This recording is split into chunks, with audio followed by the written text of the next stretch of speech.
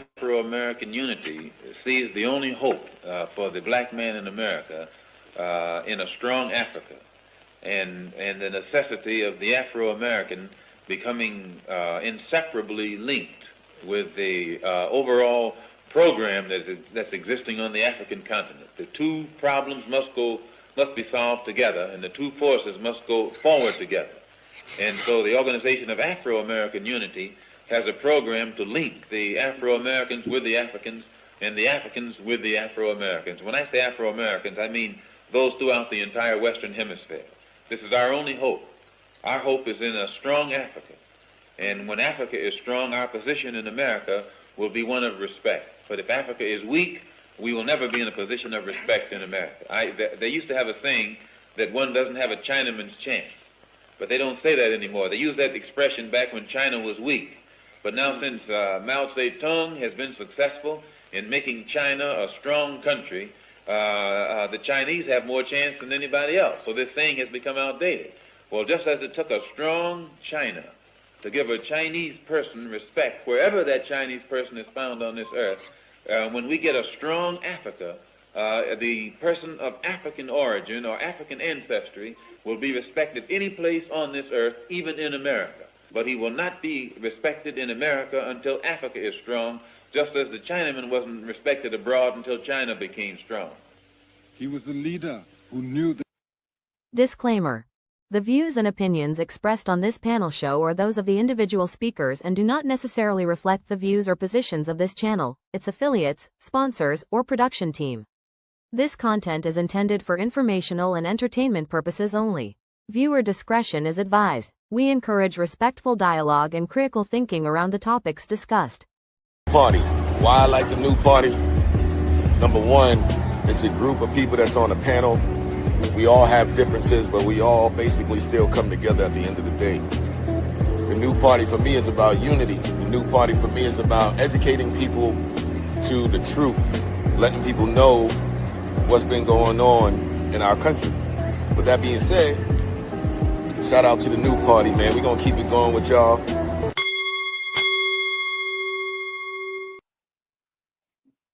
Greetings. Welcome to the new party. I'm Nora Christine. I'm Kamal. I'm Skeptic. Enzo. Sorry. And we have a special guest tonight. Casso's back in the building. Welcome, Casso. I'm so glad you were able to come. Appreciate it, Nora. Hopefully we can have a conversation this time and not a shout match. But appreciate it, Nora. I'm going to tell you, we are going to have a good conversation. This is our normal team. And I will say, moving forward, if I am ever to have such a heated discussion, we're going to stick to our format. So how we do it here, Casso, is we play a clip and we give a reaction. And then we all go around taking turns. So we're going to start with like a non-FBA topic. The first is, well, it could be about it, but it's immigration. Donald Trump has recently walked back on immigration, and I'm going to play the clip and then we can give a reaction to it. Everyone watching, if you could do me a favor and hit the like button, thank you so much for supporting and watching. Pass back in legally, and we're doing things that are very difficult to do and very complex, but it works really well. We're sending them back, and then they're schooling, they're learning, they're coming in legally. We have a lot of that going on, but we're taking care of our farmers. We can't let our farmers not have anybody, these people, you can't replace them very easily. People that live in the inner city are not doing that work. They're just not doing that work. And they've tried, we've tried, everybody tried. They don't do it. These people do it naturally. I said, what happens if they get it to a farmer the other day? What happens if they get a bad back? He said, they don't get a bad back, sir, because if they get a bad back, they die. I said, that's interesting, isn't it? These are very, in many ways, they're very, very special people. Okay, go ahead. No, okay. So crazy. It seems like Trump is backtracking. They need the workers on the farms. They need the hotel people to clean the hotels. I'm going to let the FBA on the call go first. Kamal, what's your thoughts on President Trump changing his position now on immigration? First of all, what's up, Casso? I hope you living good, bro. Second, what the hell Donald Trump talking about? Like, you get a bad back and you die? I don't know, bro. We know Joe Biden see now, but we got to check for Trump now too, because bro talking out his ass. And let me be real with y'all. They already wasn't doing shit for black farmers. I'm telling y'all right now, that was one of my first episodes on my show, The Series Glare. I talked about the black farmers and how they getting fucked over and not getting the resources and funding that they deserve. You feel me? But second of all, I'm used to this from Donald Trump. Bro be double talking like a mug. As long as he entertaining, I'm just like, all right, you feel me? But the double talk, I mean, that's just bro at this point.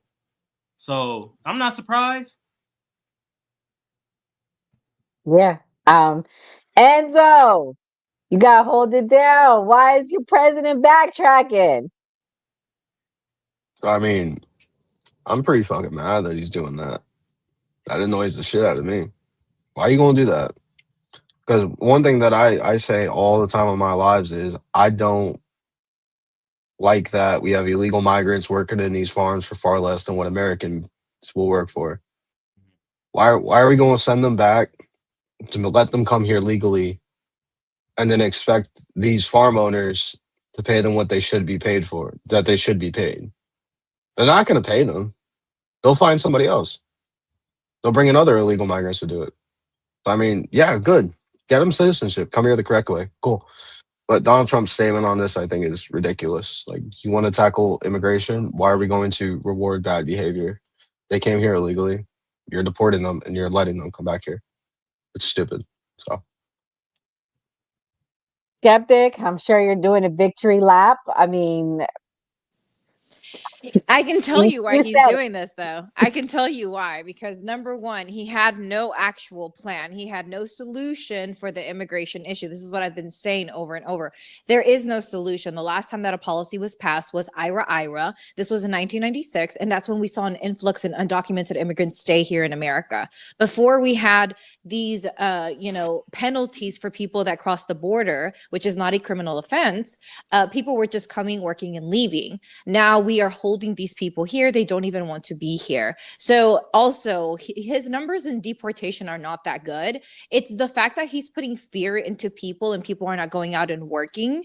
It's not really that he wanted to deport people. It's that he talked and he said things and then he has to act on it. And he's talking this big game. And now immigrants are scared to go out. So they're just staying home. So we're seeing the economy have a negative effect on it. We're seeing jobs being lost. And we already had a labor shortage, which, conservatives were saying were not real. Like, we don't really have a labor shortage. Well, guess what? It turns out that we did, and we do. So we're seeing the economic backlash from this. And so he has to go back on it because it's just the logical thing to do. Like, it just makes sense. Everything that they're doing is like propaganda, and none of it actually had an actual plan behind it. And now it's the moment of truth. And yes, he's going to go back on it. Casso, someone in the chat said it's not a good thing he made a mistake and he was open to correcting it. What's your thoughts on that? Well, I'll say this. In terms of his statement, I think it's important for people of color to pay attention to that statement. Before the previous election, division was sold amongst the black and brown communities because the conservative ideology here in America were able to convince black people that brown people were intruding on a space that belonged to us. They convinced them that they were coming for black jobs. They convinced them that they were taking government benefits, if that's the way I can use it, taking government benefits from black people or preventing us from moving towards what we're rightfully owed. Now it's important for black people to stand up and understand the brown people were removed or are being removed from the jobs that have been provided to them here in America. And nobody black has jumped up to take those jobs. Nobody white has jumped up to take those jobs. I don't think qualified black women in America are thinking about working hospitality jobs. I don't think black men in America feel a way about the construction workers or agricultural workers that are brown here in America and have been removed from the country. So I think it's what's most important for us in this country, people of color, to pay attention to is that they try to sow division between our two communities with certain statements. And if not anything, this should show us that whatever rhetoric has been out there, that the brown people are taking resources and jobs from black people, this should show us that they're not. Because one thing about us, we're not lining up to get back out in the fields and work underneath a scorching sun here in America. That's Pastor, I can't disagree with anything you said. So I'll be real with you. But we were supposed to have Mr. Andre Williams. Andre, where you at? I don't know where he's at. Maybe he didn't want that smoke from Castle and Kamal. I don't know. I don't know what happened to bro. But we have a clip for him tonight. I labeled him the black conservative, but he had this to say about black conservatives, and we can react to it. I'm a black man who happens to be conservative. I'm a Republican who happens to be black. Actually, hold on, guys. I gotta. A lot of these black conservatives are not serious about change whatsoever. I'm a black man who happens to be conservative. I'm a Republican who happens to be black. My identity does not revolve around being conservative. It revolves around the ideas and the beliefs that I hold as an individual. Many of the people you see calling themselves black conservatives are only that because it's trending. It's not because they have conservative values or the environment in which they grew up made them conservative. I grew up in Detroit. My environment made me conservative. I grew up in a conservative household here in Detroit, a Democratic stronghold. Most of these other people are suburban black kids that got bullied as black liberals and became conservative because of that. They are no different than the black liberals they criticize. And they only exist to criticize black liberals, nothing more. They don't live in the hood. They don't try to connect with it or try to make it better. They sit far away, just like the black liberals they hate, and criticize it from there. None of these people want change. They just want to say that they're different and get paid for being different. That's it. So as I said before. So Casso, based on what he said, do you think there is a difference with him being a black Republican and a black conservative, or are they all in the same? Well, he stumbled into my TikTok live space, and he and I had a colorful conversation. I think they're all one and the same on the right now. I think the Republican Party, our grandparents' Republican Party, was fused with a hateful party here in America, the MAGA movement, and it overtook our grandparents' Republican Party here in America. I think everyone who has aligned themselves with the right and with conservative ideology here in America has strong hate for another community of people or a separate community of people here in this country, whether it's the black people that are anti-brown, the brown people who are anti-black, or the white people in the conservative party who seem to hate everybody here in America. They've all united under one ideology, and that ideology is who can you hate and how can we enforce our hatred on these groups of people through the Republican Party. So maybe now we know why he didn't come. Maybe the conversation on TikTok, he knew. You think he knew Casso was coming? We didn't promote Casso. When did you have this conversation with him, Casso? Did you say I'm about to be on with you Thursday night? No, I didn't. You scared him off. Skeptic let me know. I popped in because Skeptic invited me. Oh, okay, gotcha. Wait, but he showed up to your live, right, Casso? He did. That's crazy. When was that though? Yeah. What was this is important, Casso. Well, I mean, I was kind of rude. Well, I'm always rude on my live. If y'all follow me, y'all know. I just told him straight up, and we're talking about the guy from the clip, right? Yeah, that was who was supposed to come. He came on our show. He's supposed to come tonight. Right. Well, in so many words, I told him he was anti-black because he's an ugly black dude, and he has a hard time dealing with that. I told him that his white wife thinks that he's a catch. His wife is white? Yeah, but his wife thinks that he's a catch, but he's not the main catch. No, I think his wife is black, Casso. If that's wait, I think that's Joel. I think that's I'm talking about Joel. I'm talking about Joel. No. This is another one. That didn't go well between me and Joel. Yeah. Okay, the other guy, I don't really know who y'all talking about. The other guy. Okay, you're not talking about Yeah, it was gonna get crazy if I had to explain what I told Joel. But go ahead. Go